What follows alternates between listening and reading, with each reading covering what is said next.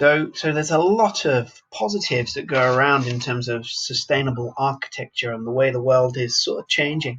But there's something that's been going on since the 90s, and when environmental design became a really popular thing. It became a trend to make all fashion sustainable, to make makeup sustainable and have less of an impact. But there was something that came along that was a little bit more dangerous, and that was called greenwashing.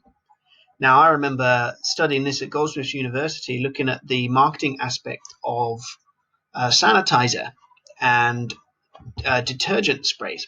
And there was a load that came out that said, we are eco-friendly, we are green products, and they had pictures of leaves and everything on them, and they used the color green and loads of flowers. Now, unfortunately, greenwashing isn't illegal. It's used as a marketing. But as we sort of look, you can sort of see an article here starting in 2011 addressing the issues of carbon dioxide being a common currency and an issue, like reducing it is what all the designers in construction were looking to do. So they were looking at reducing the amount of carbon dioxide within their buildings. But what they haven't done is there was no physical way of measuring this. So there was an issue with a lot of companies putting green banners on their products saying that this was the impact and how we've reduced carbon dioxide from our build. But there was no actual physical proof. There was a lot of wishful thinking, marketing type misleading statistics, or straightforward just political naivety.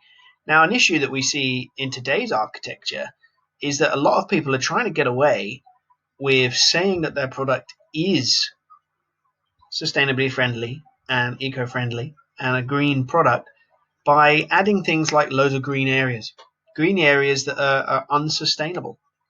You know, how can you physically look after the amount of green that goes on there when there's just you if you have a whole garden and a whole wall full of plants, and a lot of them were just put in. But obviously only sustainable if you're actually considering landscape gardeners to be part of the design process.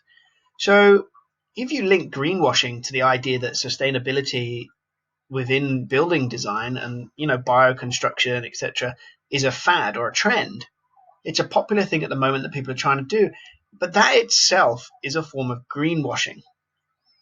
Okay, so in essence, the greenwashing goes around to naming and shaming all the amazing technology that's been developed around sustainable cities and buildings and saving energy, and trying to put it back into a market situation where people can make money.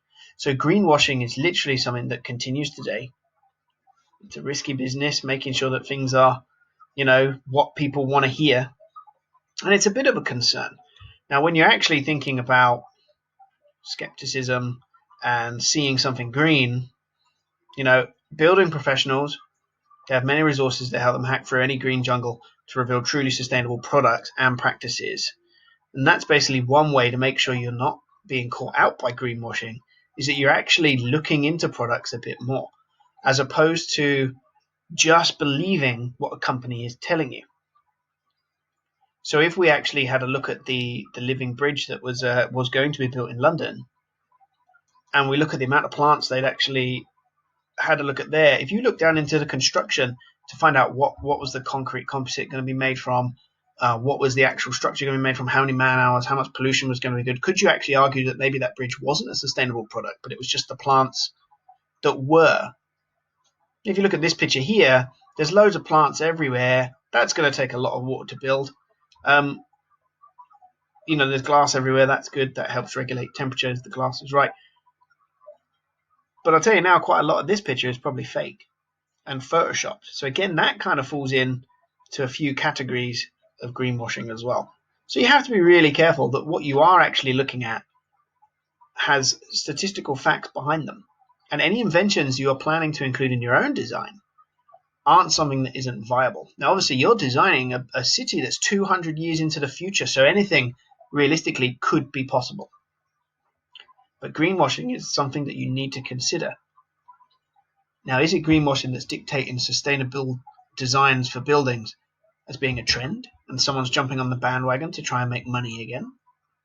Or is it something that is a bit more in depth to that? Does it actually have clout? is sustainable design for buildings the way forward to help and save the planet?